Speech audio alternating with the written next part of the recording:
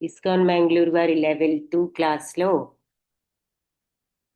10వ అధ్యాయంలో ఉన్నాం. అందరికీ స్వాగతం. ఓం అజ్ఞానతిమిరాంధస్య జ్ఞానాంజనశలాకయా చక్షురున్మిళితం येन తస్మై శ్రీగురవే నమః.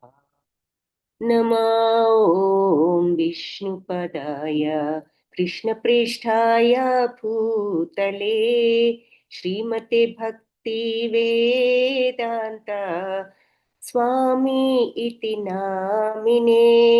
నమస్తే సరస్వతి దేవి గౌరవాణి ప్రచారిణే నిర్విశేష శూన్యవాది పాశ్చాత్య దేశధారిణే. హే కృష్ణ కరుణా సింధో దీనబంధో జగత్పతే గోపేశ గోపికా కాంత రాధా కాంత నమోస్తుతే. తప్త కాంచన గౌరాంగీ రాధే బృందావనేశ్వరి వృషభానుసుతే దేవి ప్రణమామి హరిప్రియే. జయ శ్రీ కృష్ణ చైతన్య ప్రభు నిత్యానంద శ్రీ అద్వైత గదాధర్ శ్రీవాసాది గౌర భక్త బృంద. హరే కృష్ణ కృష్ణ కృష్ణ హరే హరే హరే రామ రామ రామ హరే హరే. హరే కృష్ణ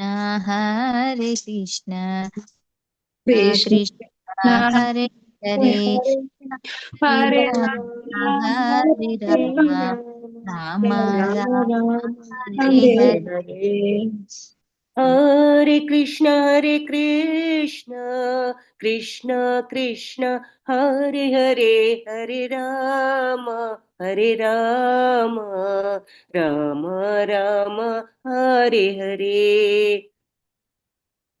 హరే కృష్ణ హరే కృష్ణ కృష్ణ కృష్ణ హరే హరే హరే రామ హరే రామ రామ హరే హరే. హరే కృష్ణ కృష్ణ కృష్ణ హరే హరే హరే రామ రామ రామ హరే హరే. హరే కృష్ణ కృష్ణ కృష్ణ కృష్ణ హరే హరే హరే రామ రామ రామ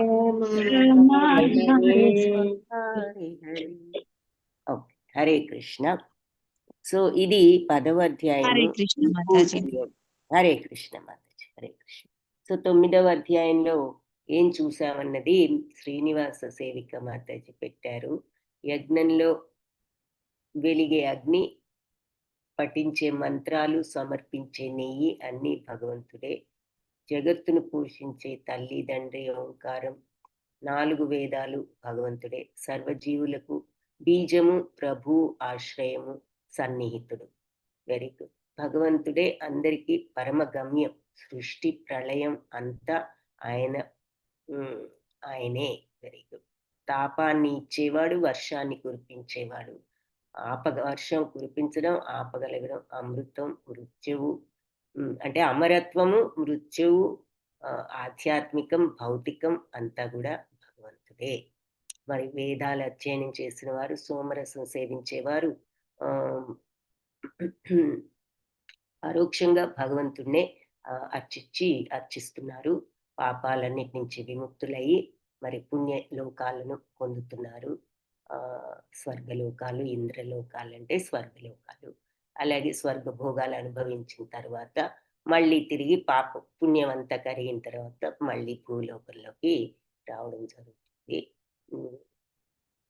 అలాగే భక్తితో భగవంతుణ్ణి, ఆయన దివ్య రూపాన్ని ధ్యానిస్తూ సదా ఆయననే స్మరించే భక్తుడికి యోగక్షేమాలను, వాళ్ళ యోగక్షేమాలు భగవంతుడు చూసుకుంటారు. సర్వయజ్ఞాలకు భోక్త అయిన భగవంతుని గుర్తించలేని వారు మరి పతనం అవుతారు.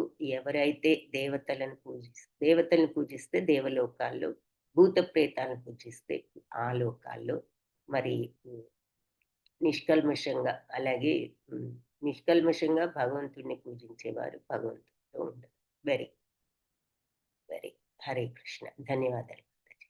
సత్య మాతాజీ ఏం చెప్తున్నారంటే, భగవంతుడు నేనే క్రతువును, యజ్ఞాన్ని, పూర్వీకులను సమర్పించే నైవేద్యాన్ని, ఔషధ మూలికాన్ని, వేద మంత్రాన్ని, నెయ్యి, అగ్నిలో సమర్పించే ఆజ్యము, కార్యము అన్ని నేనే. Very good.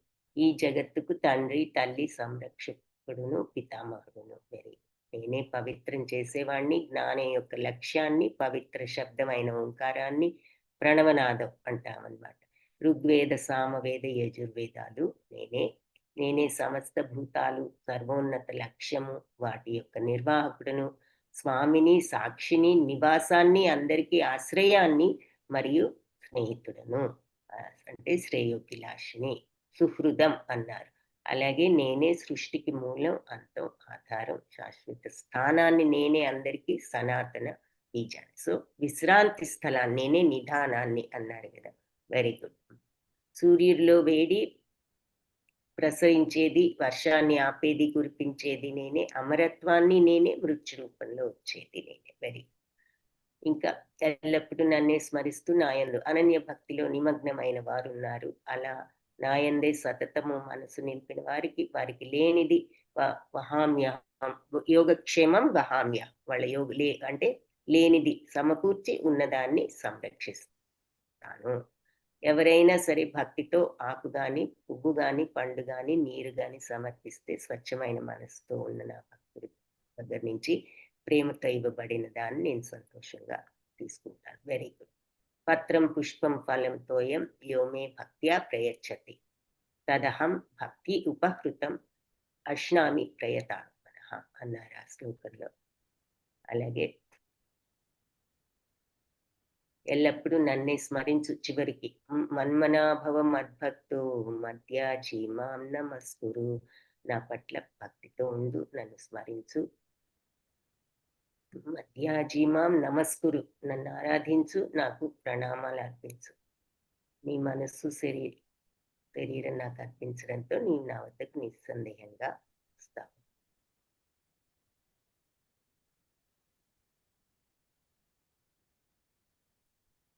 మామే వైశ్యసి మన్మనాభవ మద్భక్తో మధ్యాజీమాం నమస్కురు, మామే వైశ్యసి యుక్త్వైవం ఆత్మానం మత్పరాయణః. మామే వైశ్యసి, నన్నే పొందుతావు. యుక్త్వైవం, నువ్వు ఇలాంటి యోగంలో నియుక్తుడివై ఉంటే. ఎలాంటి యోగం? మన్మనాభవ, మనస్సు నా మీదే పెట్టి ఉంచు. మద్భక్తో, నా భక్తుడు మధ్యాజీ, నన్ను ఆరాధించు. మాం నమస్కురు, నాకు నమస్కరిస్తూ అయితే తప్పనిసరిగా నువ్వు నన్ను చేరుకుంటావు. మధ్యాజీ మామే వైశ్యసి యుక్త్వైవం ఆత్మానం మత్పరాయణ. So very good. సో అది ఈరోజు మనం చూసినటువంటి పాఠాలు. ఇంకా శ్రీనివాస్ సేవిక మాతాజీ ఇంకా కొన్ని పాయింట్స్ చెప్పారు. భక్తితో అర్పించే ఫలం, పుష్పం, ఇది లాస్ట్ శ్లోకం అన్నమాట. 9.34 వెరీ ఇంపార్టెంట్ శ్లోకం అని చెప్పి, భక్తితో అర్పించే ఫలం, పుష్పం, పత్రం, జలం సమర్పిస్తే భగవంతుడు స్వీకరిస్తారు. Very good. ఎలాంటి యజ్ఞం చేసిన, దానం చేసిన, తపస్సు అయినా భగవంతుడికి అర్పించి చేస్తే శుభం అశుభ కర్మ బంధాల నుంచి విముక్తులవుతారు. సో నువ్వేది చేసినా నాకు అర్పించి చెయ్యి. యత్కరోషు మదర్పణం అన్నారు. సో అన్నీ కూడా నువ్వేది చేసినా నాకు అర్పించి చెయ్యి. ఇవన్నీ రాగద్వేషాల నుంచి విముక్తులై ఎందుకు అర్పించాలి అంటే, అట్లా చేస్తే మరి కర్మ బంధాలు ఉండవు కాబట్టి. రాగద్వేషాల నుంచి విముక్తులై భగవంతుడిని పొందగలం అలా చేసినట్లయితే. భగవంతుడికి అందరూ సమానమే. ఆయన ఎవరిని ద్వేషించరు. ఆయనకు ఎవరి మీద ద్వేషము లేదు. ఆయనకి ఎవరి మీద పక్షపాతము లేదు. అయితే భక్తితో సేవించేవారు వాళ్ళు నాలోనే ఉంటారు, నేను వాళ్ళలో ఉంటానంటే ఆ కనెక్షన్ ఉంటుంది. ఎందుకంటే వాళ్ళు ఆయన మీద వాళ్ళు మనస్సును ప్రసరించారు కాబట్టి, ప్రసరించినప్పుడు ఆయనకి అది చేరుతుంది కాబట్టి, అలాంటి కనెక్షన్ ఉంటుంది అని దాని అర్థం అన్నమాట. అలా భక్తిలో నిమగ్నులైన వారిని సాధువులుగా చూడాలి. వారు నిరంతరం భగవంతుడిని స్మరించడం ద్వారా వారు త్వరగానే ఈ ధర్మాత్ములై శాశ్వత శాంతి నిగచ్చతి అని చూసాం గదా! వాళ్ళు త్వరలోనే ఆ శాశ్వత శాంతిని పొందుతారు. అలాంటి మహాత్ములు భగవంతుని స్మరించే భక్తులు ఎన్నటికీ నమే భక్త ప్రణశ్యతి, నా భక్తులెప్పుడు నాశనం కారు అని నువ్వు ప్రకటించు అని కూడా చెప్తారు భగవంతుడు. అధములైన వారు స్త్రీలైన, వైశ్యులైన, ఎవరైనా అధములైన భగవంతుడికి లింగ భేదం మరి జాతి భేదం ఏదీ లేదు. భక్తితో ఉంటే ఎవరైనా భగవంతుడిని పొందొచ్చు అనేది అక్కడ చెప్తున్నారు. ఆయన మీద మనసు నిమగ్నం చేసి ఉన్నట్లయితే నమస్కరిస్తూ అర్చిస్తూ సంపూర్ణంగా భగవంతుడిని చేరు. Very good. హరే కృష్ణ. ధన్యవాదాలు మాతాజీ. హరే కృష్ణ. Very good. ఇద్దరు మాతాజీలు, సత్య మాతాజీ, శ్రీనివాసి మాతాజీ అన్ని పాయింట్స్ కవర్ చేశారు. Very good. Hare Krishna. So ఇప్పుడు మరి 10వ అధ్యాయం ప్రారంభించి చూద్దాము. 10వ అధ్యాయం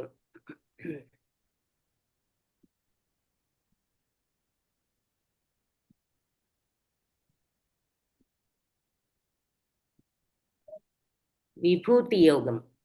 సో విభూతులు అంటే మహత్యాలు, వైభవాలు, భగవంతుని యొక్క మహిమలు. కాబట్టి ఇది మొట్టమొదటిగా భగవానువాచతో ప్రారంభం. శ్రీ భగవానువాచ భూయ ఏవ మహాబాహో శృణు మే పరమం వచః యత్తేహం ప్రీయమాణాయ వక్ష్యామి హితకామ్యయ.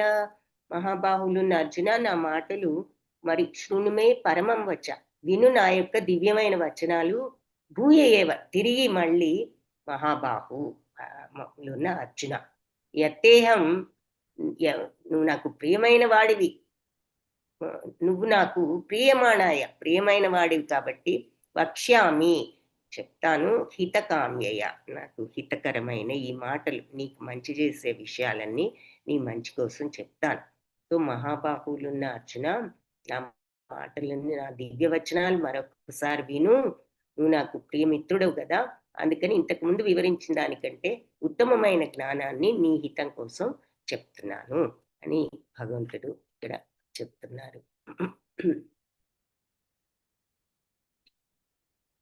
సో భగవంతుడి యొక్క మహిమలు అంటే, భగవాన్ అనే పదానికి శక్తి, యశస్సు, ఐశ్వర్యం, జ్ఞానం, సౌందర్యం, వైరాగ్యం అనే 6 విభూతులు కూడా సమగ్రంగా ఉన్నాయి కదా. కాబట్టి ఇవన్నీ కూడా పరాశరముని వివరించారు. కాబట్టి ధరిత్రిపై అవతరించినప్పుడు భగవంతుడు ఇలాంటి 6 విభూతులను కూడా సమగ్రంగా ప్రదర్శించి ఉన్నారు. కాబట్టి పరాశర ముని లాంటి వాళ్ళందరూ కూడా ఆయన్ను దేవదేవుడిగా అంగీకరించారు. ఇప్పుడు ఆ భగవంతుడే స్వయంగా తన విభూతులు, కర్మలు, రహస్యాల గురించి అర్జునుడికి చెప్పబోతున్నారు. 7th చాప్టర్ నుంచే మనకి రకరకాలుగా చెప్తున్నారు భగవంతుడు తన శక్తుల గురించి. ఇక్కడ వివరంగా ఇంకా విస్తారంగా తన యొక్క వైభవాలను గురించి చెప్పడం జరుగుతుంది అన్నమాట. నమే విదుస్సురగణా ప్రభవం న మహర్షయః అహం ఆదిర్హి దేవానాం మహర్షీణాం చ సర్వశః. సో నమే విదు, నా గురించి తెలుసుకోలేరు ఎవరు, సురగణాలు అంటే దేవతలు కూడా. ప్రభవం న మహర్షయః, ప్రభవం అంటే భగవంతుడి యొక్క శక్తిని మహర్షులు కూడా తెలుసుకోలేరు చెప్తున్నారు. సో నా గురించి మరి దేవతలు గాని మహర్షులు గాని ఎవరు పూర్తిగా నా గురించి వాళ్ళకు కూడా తెలియదు.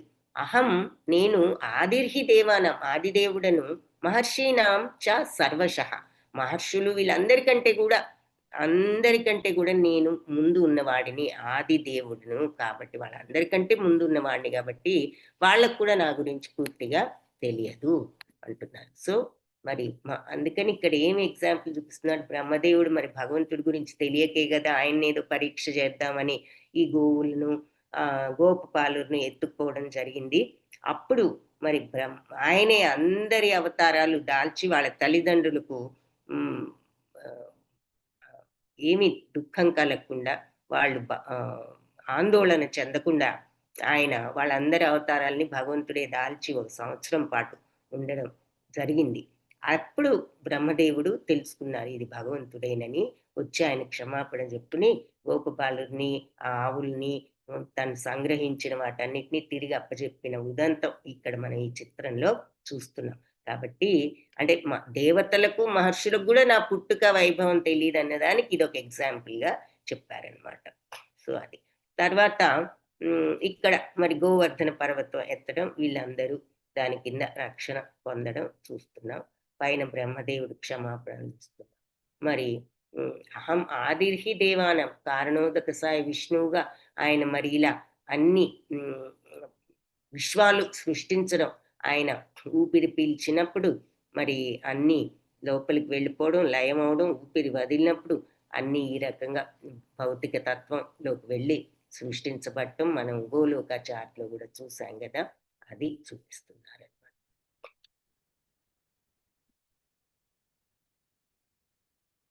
సో అందుకని కారణోదక సాయి అంటే సమస్త విశ్వాలకు ఆయన కారకుడు, ఆయనే కారకుడు కాబట్టి ఏది జరిగినా భగవంతుడే కారణం. ఎందుకంటే అన్నిటికీ శక్తి ఇచ్చేది ఆయనే కాబట్టి ఎవరు ఏ పని చేసినా కానీ దానికి కారణం, మూల కారణం మరి ఆయనే. ప్రతి మనిషిలో ఉన్న శక్తి కూడా చైతన్యం ఆయనే కాబట్టి, ప్రతి జీవిలో ఉన్న చైతన్యం ఆయనే కాబట్టి, ప్రతి విశ్వంలో ఉన్న చైతన్యం ఆయనే కాబట్టి ఏది జరిగినా సరే, ఎక్కడ ఎవరు ఏది చేసినా దానికి మూల కారణం ఆ శక్తికి భగవంతుడే కాబట్టి ఆయన్ని సర్వకారణ కారణుడు అనడానికి కారణం అదన్నమాట. సో అందుకే ఆయనకంటే అధికుడు లేడు, ఆయనే సర్వకారణ కారణుడు. తానే దేవతలకు ఋషులకు కూడా కారణం, అంటే వాళ్ళ పుట్టుకకు కూడా తానే కారణం అని ఆయనే స్వయంగా ఇక్కడ చెప్తున్నారు అని చెప్తున్నారు. అందుకని వాళ్ళకు కూడా కంప్లీట్గా భగవంతుడి గురించి తెలియదు. వారే ఆ భగవన్నామాన్ని, స్వరూపాన్ని తెలియదనుకుంటే ఇక దేవతలకు, ఋషులకు ఇక మరి అల్పమైన ఈ లోకంలో చెందిన మనలాంటి వాళ్ళకి ఇంకా వేరుగా చెప్పాల్సిన పనే ఉంది అంటున్నారు. భగవంతుడు ఏ కారణం నిమిత్తం ఈ భూమిపై మామూలు మానవుడిగా అవతరించి అద్భుతాలు, అసాధారణాలైన పనులు చేస్తారో ఎవ్వరికి తెలియదు అంటున్నారు. అంటే పాండిత్యం అనేది భగవంతుని అర్థం చేసుకోవడానికి ఒక యోగ్యత కాదు అంటున్నారు. మనం ఎన్నైనా చదివి ఎంతో పండితులం అనుకోవచ్చు, కానీ భగవంతుణ్ణి అర్థం చేసుకోవడానికి అవసరమైనది ఆ రకమైన పాండిత్యం కాదు. దేవతలు, ఋషులు సైతం కూడా మానసిక కల్పనతోనే భగవంతుని అర్థం చేసుకోవాలని ప్రయత్నించి ఫెయిల్ అయ్యారట. కాబట్టి గొప్ప గొప్ప దేవతలు కూడా భగవంతుని ఎరగలేరని భాగవతంలో కూడా స్పష్టంగా చెప్పారు.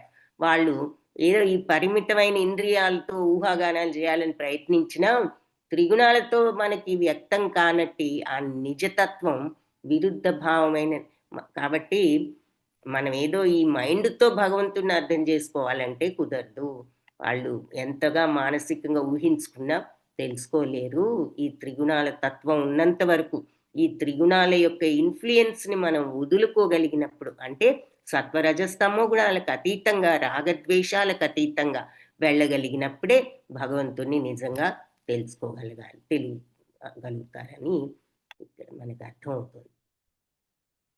మరి పరతత్వాన్ని తెలుసుకోగోరే వాళ్ళ కోసం భగవంతుడు నేను దేవదేవుణ్ణి, పరమపురుషుణ్ణి అని పరోక్షంగా చెప్తున్నారు. ఈ విషయం మనం గమనించాలి.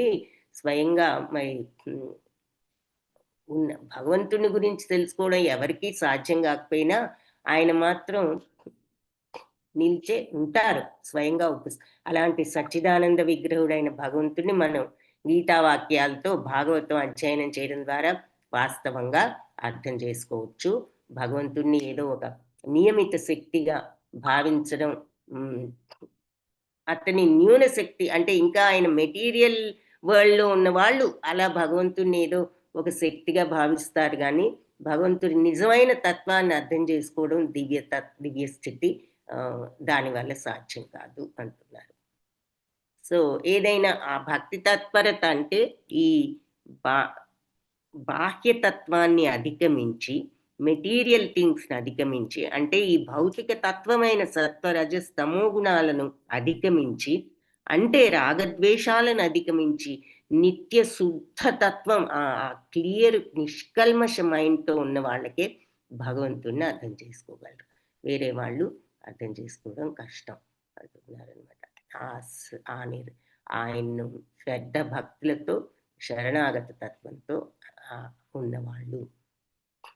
యో మామజమనాదిం చ వేత్తి లోకమహేశ్వరం అసమ్మూఢ సమత్యేషు సర్వపాపై ప్రముచ్యతే.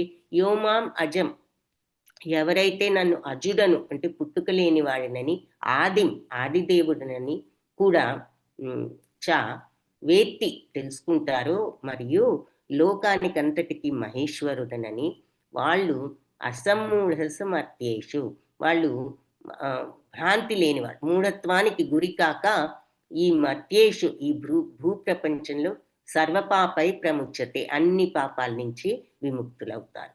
నన్ను పుట్టుక లేనివాడు, అనాది అని, సర్వలోకాలకు మహేశ్వరుడనని అర్థం చేసుకున్న వాళ్ళు మాత్రమే మనుషులందరిలో అసమ్మూఢులై అంటే భ్రాంతి లేని వాళ్ళై వాళ్ళు పాపాలన్నిటి నుంచి కూడా విముక్తులు అవుతారు అని చెప్తున్నారు. సో భగవంతుడు అజుడను అంటే పుట్టుక లేని వాడిని అని ఇక్కడ చెప్తున్నారు. సర్వలోక మహేశ్వరుడను అన్నది. సో ఈ రకంగా భగవంతుడిని అర్థం చేసుకున్న వాళ్ళు. సో అజుడనని, ఆది లేదు, బిగినింగ్ లేని వాడినని, మరి సర్వలోకానికి మహేశ్వరుడను అని. సో ఆయన ఇక్కడ గర్భోదక సాయి విష్ణువు నుంచి బ్రహ్మలోకం ఇవన్నీ పుట్టడం మనం ఇక్కడ క్లుప్తంగా మనకి ఈ చిత్రంలో ఇలా చూపిస్తున్నారు అన్నమాట. అంటే ఆయన సర్వలోకాలకు మహేశ్వరుడు అన్నదానికి.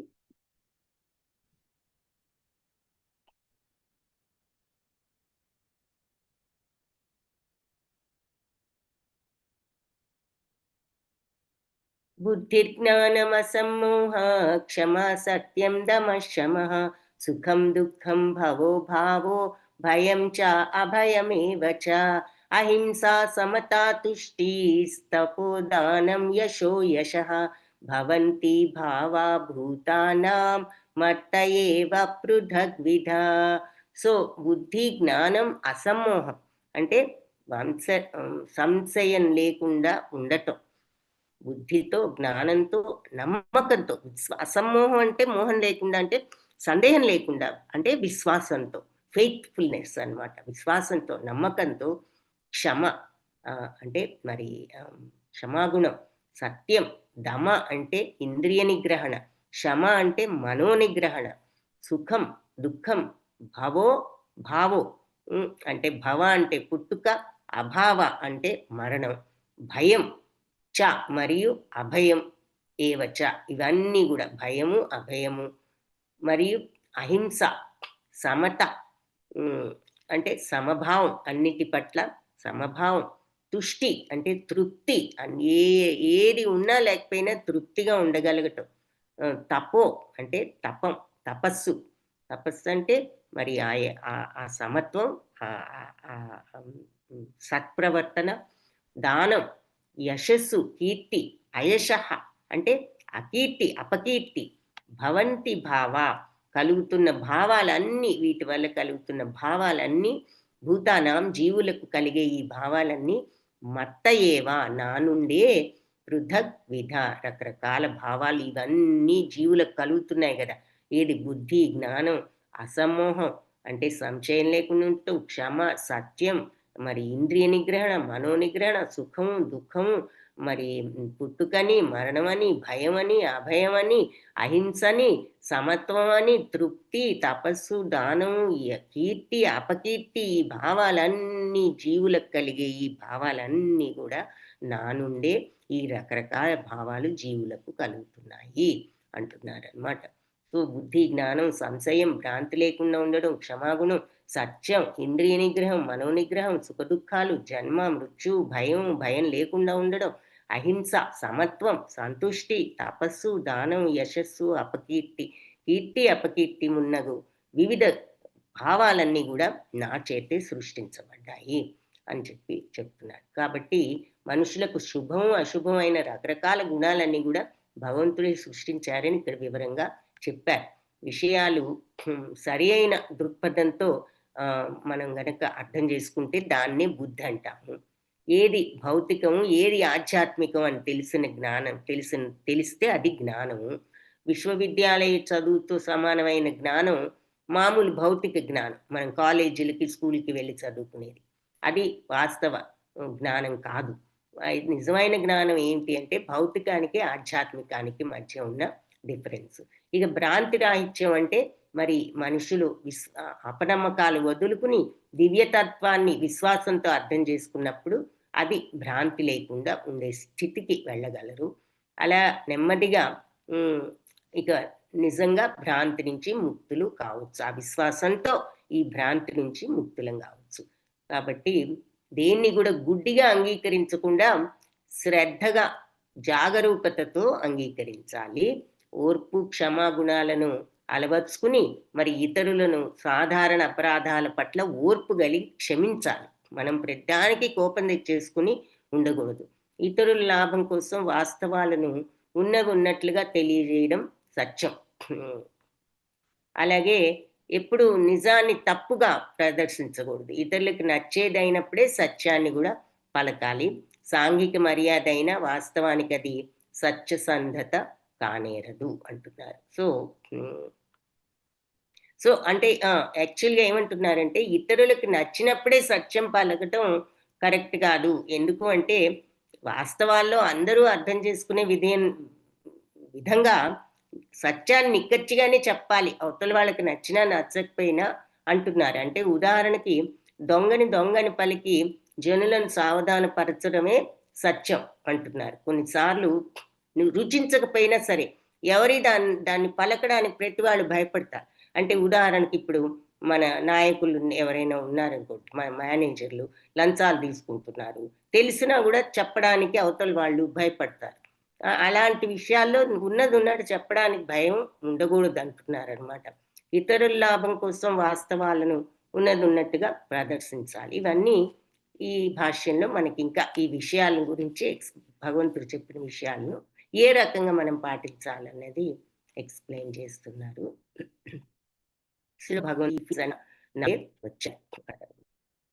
రాగము, ద్వేషము బయటపడటమే సమత. అంటే సమత్వం కావాలి అంటే రాగద్వేషాల నుంచి బయటపడి ఏదైనా సమానమే అనేటటువంటి స్థితికి రాగలగాలి. అలాగే తుష్టి అంటే సంతుష్టి అంటే సంతృప్తి అన్నమాట. ఊరినే సంతుష్టి అంటే ఎప్పుడు సంతోషంగా ఉండడం అని కాదు. తృప్తి ఉంటే ఎప్పుడు సంతోషంగానే ఉంటాం. సో తుష్టి అంటే ఆ రకంగా సంతృప్తితో వచ్చే సంతోషం. సో భగవత్ కరుణతో లభించిన ఉన్నదాంతో ప్రతి ఒక్కళ్ళు సంతృప్తి చెందాలి. అలా సంతృప్తి చెందడమే తుష్టి అని చెప్పి చెప్తున్నారు. అలాగే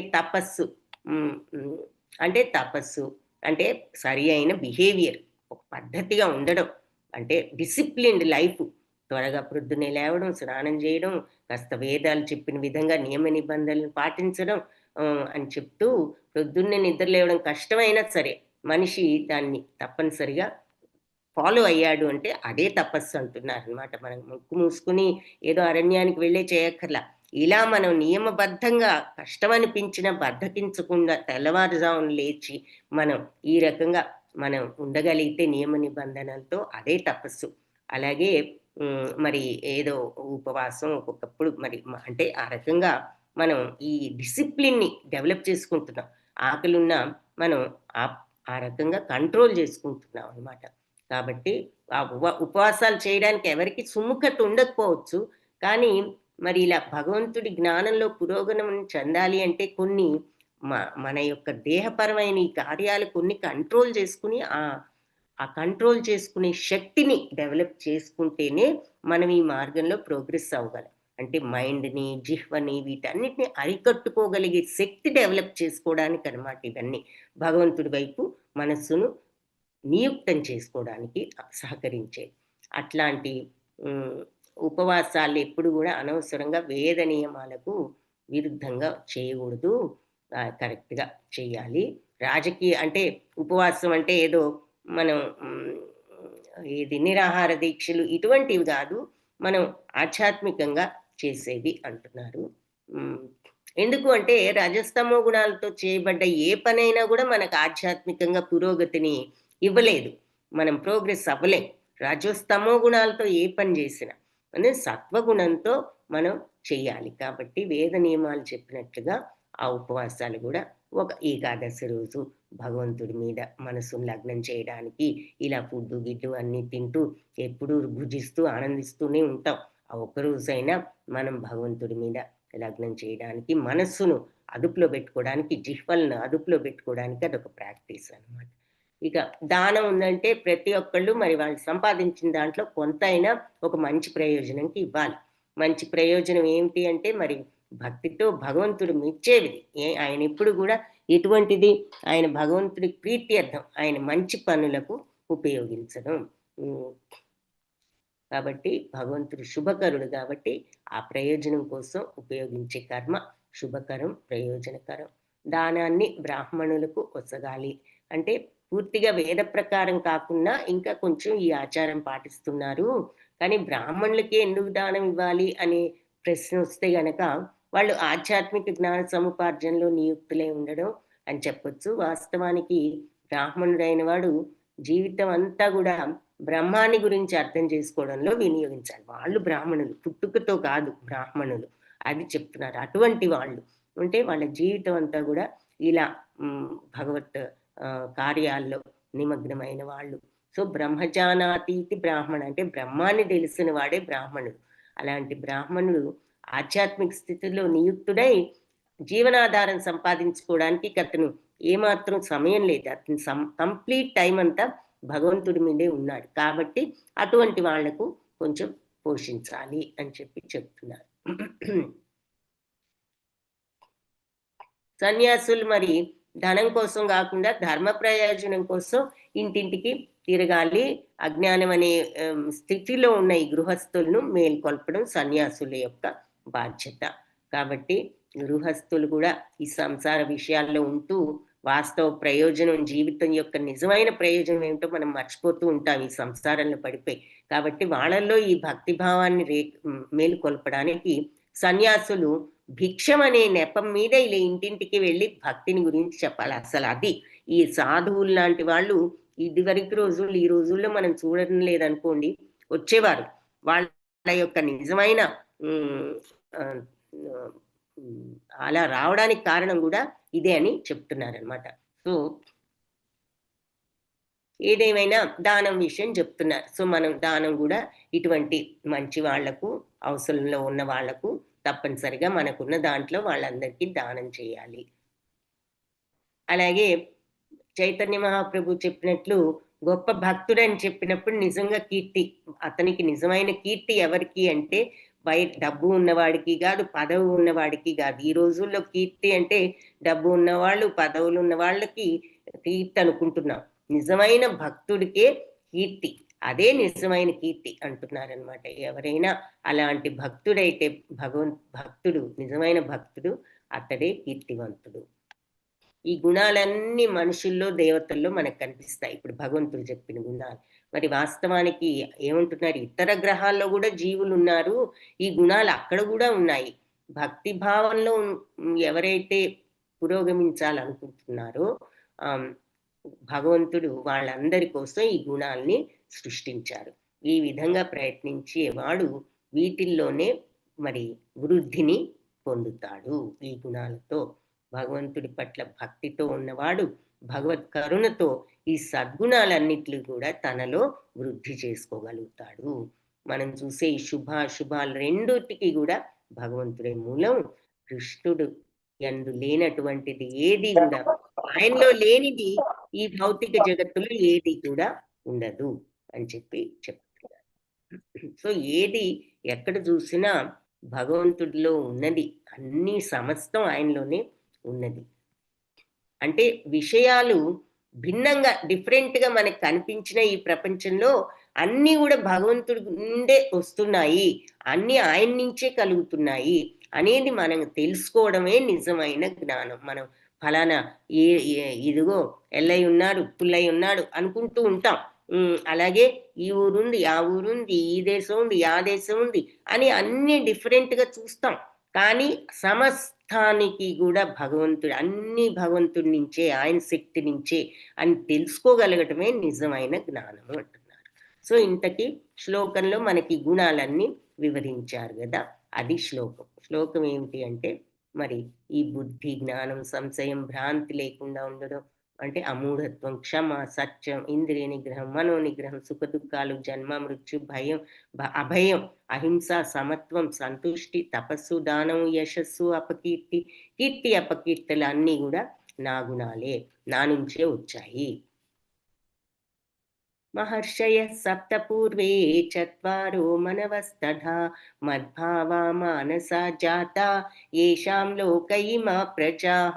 సప్త మహర్షులు, వాళ్ళకు ముందు సనక సనందనాదులు మరియు మనువులు, వీళ్ళందరూ నా మానసం నుంచే ఉద్భవించారు. వివిధ లోకాల్లో మద్భావ మానసా జాత, నా యొక్క భావం నుంచే, నా యొక్క ఉమ్, నా నుండి, నా మనస్సు నుండి పుట్టారు.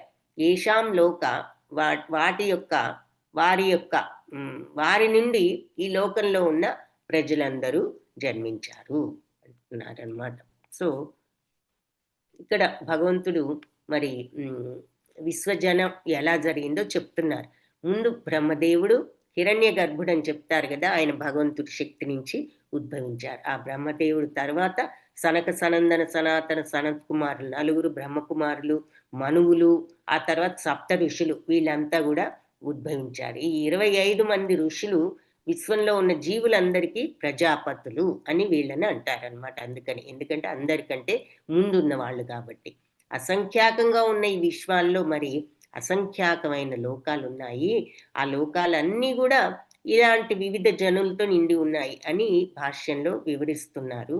వారందరూ కూడా ఈ 25 ప్రజాపతుల నుంచే జన్మించారు అని చెప్తున్నారు. సో భగవంతుడి కరుణతో విశ్వాన్ని సృష్టించే జ్ఞానాన్ని పొందడానికి పూర్వం మరి బ్రహ్మదేవుడు 1000 దేవతా సంవత్సరాలు, మన 1000 సంవత్సరాలు కాదు, 1000 దేవతా సంవత్సరాలు తపస్సు చేసిన తరువాత బ్రహ్మ నుండి సనక సనందన సనత్ కుమారులు, రుద్రుడు, సప్త ఋషులు వీళ్ళంతా ఉదయించారు. ఆ విధంగా బ్రాహ్మణులు, క్షత్రియులు మొదలైన వారందరూ భగవంతుడి శక్తి నుండే ఉద్భవించారు. కనుక బ్రహ్మదేవుడు పితామహుడుగా, ఆయన మరియు అతనికి తండ్రి అయిన శ్రీకృష్ణుడు ప్రపితామహుడుగా తెలియబడ్డారు.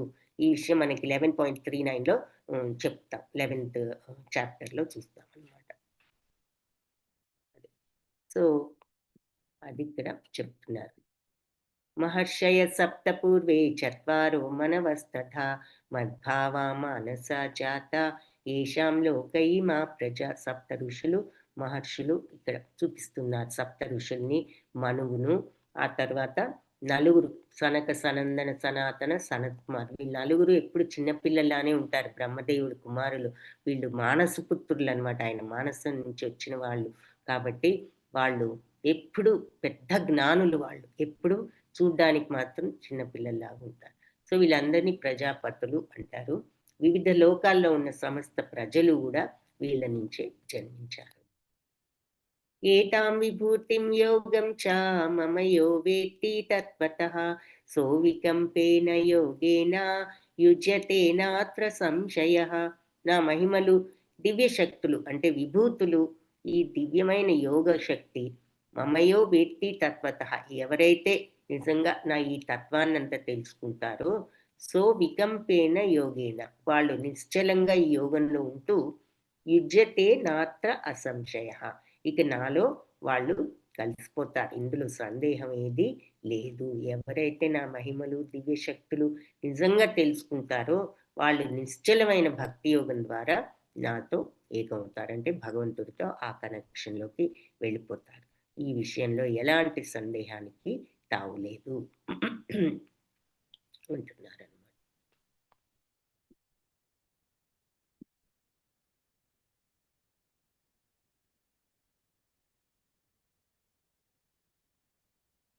ఈ 8th, 9th, 10th, 11th ఇవి భగవద్గీతలో మనం భగవంతుడిని అసలు ఏ రకంగా అర్థం చేసుకోవాలన్నది ఆహ్, ఎలా ఉండాలి అన్నది చెప్పే 4 శ్లోకాలు ఇవి. భగవద్గీతను చదివినప్పుడు అసలు మనం తెలుసుకోవాల్సిన విషయం ఇది. మన ప్రవర్తనకు మనకు అవసరమైనవి అని చెప్పి ఈ 4 చాలా ఇంపార్టెంట్ శ్లోకాలు భగవద్గీత లో మనం నేర్చుకోవాల్సిన సారాంశం అని చెప్తారు. 10.8 నుంచి 10.11 వరకు 4 శ్లోకాస్. దాంట్లో అవేంటో చూద్దాం. అహం సర్వస్య ప్రభవో మత్తః సర్వం ప్రవర్తతే ఇతి మత్వా భజన్తే మాం బుధా భావ సమన్వితాః. అహం సర్వస్య ప్రభవో, నేను ఈ సర్వానికి ప్రభువును. మత్తః సర్వం, నా నుండే సర్వము కూడా ప్రవర్తతే అంటే నడుస్తోంది, ప్రవర్తిస్తోంది అంటే నడుస్తోంది. ఇతి మత్వా, ఈ రకంగా నన్ను భజంతే మాం, అర్థం చేసుకున్న వాళ్ళు బుధాభావ సమన్విత, బుద్ధిమంతులు అంటే జ్ఞానులు ఈ రకంగా నన్ను అర్థం చేసుకుని వాళ్ళు నన్ను ఆరాధిస్తారు, భజిస్తారు. నేనే సమస్త సృష్టికి మూలాన్నని, మరి సర్వము నా వల్లే నడుస్తోంది అని సంపూర్ణంగా తెలుసుకున్న జ్ఞానులు, అది తెలుసుకోవడానికి కూడా జ్ఞానం ఉండాలి, అది జీర్ణించుకుని అర్థం చేసుకోవడానికి కూడా. అలాంటి జ్ఞానులు నన్ను అత్యంత భక్తి విశ్వాసాలతో ఆరాధిస్తారు అంటున్నారు. అది ఈ 4 ఇంపార్టెంట్ శ్లోకాస్‌లో ఫస్ట్ వన్ అన్నమాట. అహం సర్వస్య ప్రభవో, నేను అందరికీ ప్రభువును. మత్తః సర్వం, నా నుండే సర్వము కూడా నడుస్తోంది. ఈ రకంగా బుద్ధిమంతులు, జ్ఞానులు నన్ను అర్థం చేసుకుని మత్వా భజంతే మాం, ఈ రకంగా భావ సమన్విత, ఈ భావంతో నన్ను అర్థం చేసుకుని బుధ అంటే వివేకవంతులు నన్ను భజిస్తారు, పూజిస్తారు. మచ్చిత్త మద్గత ప్రాణ బోధయంతః పరస్పరం కథయంతశ్చ మాం నిత్యం తుష్యంతి చారమంతి చ. సో వాళ్ళు ఈ రకంగా బుద్ధిమంతులు, జ్ఞానులు నన్ను అర్థం చేసుకుని భక్తితో ఉంటారు. వాళ్ళు వాళ్ళు ఎలా ఉంటారు? శుద్ధ భక్తితో ఉండడం అంటే మనస్సు చిత్తాన్ని, మనస్సును నా మీదే పెట్టి, మద్గత ప్రాణ, వాళ్ళ ప్రాణాలను అంటే వాళ్ళ జీవితాలను నాకు శరణాగతంతో అంకితం చేసి, బోధయంత పరస్పరం ఒకరికొకరు బోధించుకుంటూ ఏమని, కథయంతశ్చ మాం నిత్యము నా గురించి కథలు చెప్పుకుంటూ, తుష్యంతి తృప్తి పడుతూ ఉంటారు, ఆనందిస్తూ ఉంటారు. మరియు రమంతి రమిస్తూ ఉంటారు. రమించడం అంటే ఆనందించడం. సో ఈ ఈ మహాత్ములు ఎవరు? నన్ను ఈ రకంగా సర్వానికి ప్రభువును, సమస్తము నడిపించే భగవంతుడని అర్థం చేసుకున్న జ్ఞానులు భక్తితో ఉంటూ వాళ్ళ మనస్సు నా మీదే పెట్టి జీవితాలను నాకు అర్పించి, అంటే శరణాగత తత్వంతో నిత్యము బోధించుకుంటూ నా గురించి కథలు చెప్పుకుంటూ దాంట్లోనే తృప్తిని, ఆనందాన్ని అనుభవిస్తూ ఉంటారు. మరి ప్రభుపాద ఆయన శిష్యులు ఆ బోధనలు వాళ్ళందులో వాళ్ళ ఆనందాన్ని పొందడం ఇక్కడ ఎగ్జాంపుల్గా చూపిస్తున్నారు. తేషాం సతత ఆ తర్వాత ఇలాంటి భక్తులకు భగవంతుడు ఎలా జ్ఞానాన్ని అందిస్తారంటే, తేషాం సతతయుక్తానాం భజతాం ప్రీతిపూర్వకం దదామి బుద్ధియోగం తం ఏన మాముపయాంతి తే. తేషాం సతతయుక్తానాం, వాళ్లకు ఎవరికి సతతము యుక్తులు అయిన వాళ్ళకి ఎందులో భజతాం ప్రీతిపూర్వకం, ప్రీతిపూర్వకంగా నన్ను భజించడంలో సతతము యుక్తులైన వారికి దదామి ప్రసాదిస్తాను. ఏమిటి? బుద్ధియోగం తం, బుద్ధియోగాన్ని ప్రసాదిస్తాను. ఏనమాం, దానితో వాళ్ళు నన్ను ఉపయాంతితే, వారు నన్ను చేరుకుంటారు, దానితో నన్ను చేరుకుంటారు వారు అంటున్నారు. సో ఇలా సతతము నన్ను ప్రీతిపూర్వకంగా భజించే వారికి నేనే బుద్ధి యోగాన్ని ప్రసాదిస్తాను. సో భగవంతుని చేరుకోవడానికి వేరే జ్ఞానం ఏమీ అక్కర్లేదు. మనస్సును నిశ్చలంగా ఆయన మీద పెట్టగలిగిన శుద్ధ భక్తి ఉంటే వాళ్ళకి ఆ జ్ఞానాన్ని నేనే ప్రసాదిస్తాను, ఆ జ్ఞానంతో వాళ్ళు నన్ను చేరుకోగలుగుతారు అని చెప్పి భగవంతుడు ఈ శ్లోకంలో చెప్తున్నారు.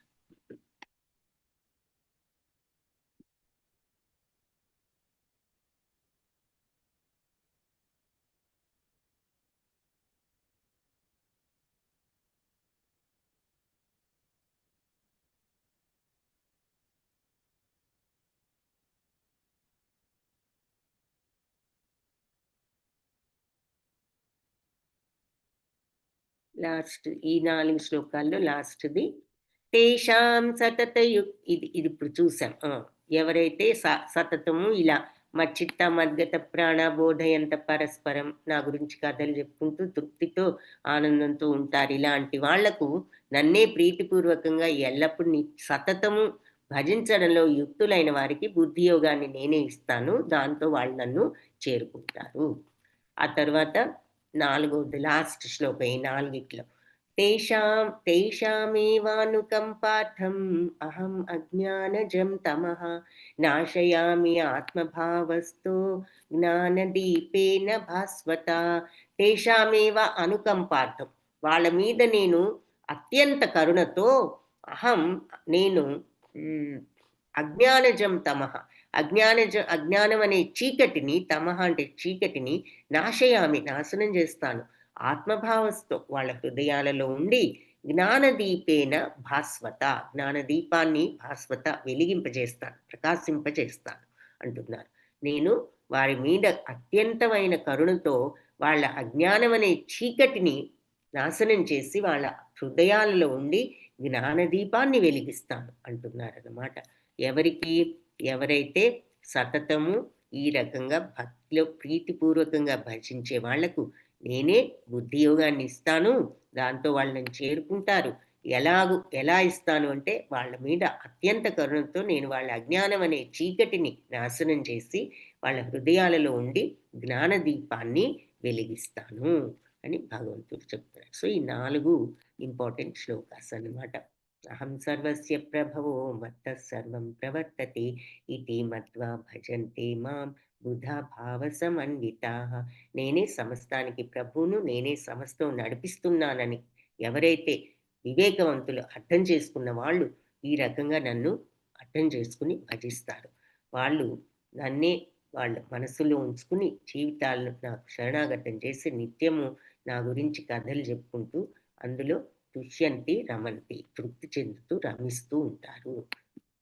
వాళ్లను అలా ప్రీతిపూర్వకంగా నన్ను భజించడంలో సతతము యుక్తులైన వాళ్లకు బుద్ధి యోగాన్ని నేనే ప్రసాదించి వాళ్లను దాంతో వాళ్ళు నా దగ్గరికి రాగలుగుతారు.